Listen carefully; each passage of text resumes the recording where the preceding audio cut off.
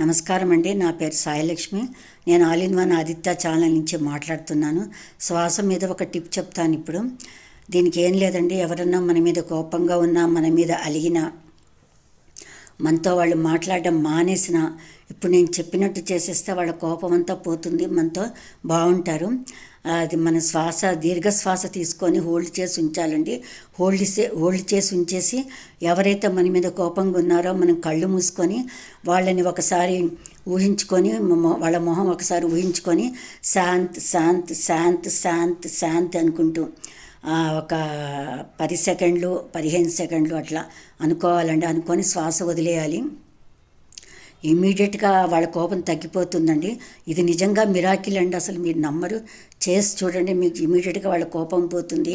వాళ్ళ వైబ్రేషన్స్ ఇమ్మీడియట్గా పాస్ అయిపోయి చాలా శాంతంగా ఉంటారు. చక్కగా మీతో ప్రేమగా మాట్లాడతారు. నేను ఒకసారి చేస్తూ చూపిస్తాను చూడండి. శాంత్ శాంత్ శాంత్ శాంత్ శాంత్ శాంత్ శాంత్ శాంత్ శాంత్ శాంత్ శాంత్ శాంత్ శాంత్ శాంత్.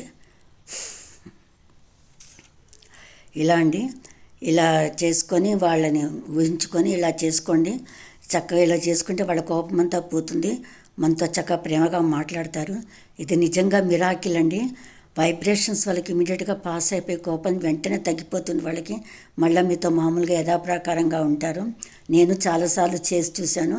ఈజీ అని కొట్టిపడేయకండి, చేయండి. మీరు చక్కగా చేసి మీరు కూడా చక్కగా ఎవరైతే మీ మీద కోపంగా ఉందో వాళ్ళ కోపం ఉంటారో వాళ్ళ కోపం పోగొట్టుకొని చక్కగా మళ్ళీ ఎప్పటిలాగా మామూలుగా ఉండొచ్చు. చక్కగా ఈ విధంగా చేసి సంతోషంగా ఉండండి. నేను అదే ఎప్పుడు చెప్తుంటాను, మానవ జన్మకు ఒకసారి వస్తుంది. మనం ఎప్పుడు చాలా సంతోషంగా ఉండి మన చుట్టుపక్కల వాళ్ళతో కూడా సంతోషంగా ఉండేటట్టు మనం బిహేవ్ చేయాలండి. ధన్యవాదాలండి. నా వీడియో నచ్చితే మీరు లైక్ చేయండి.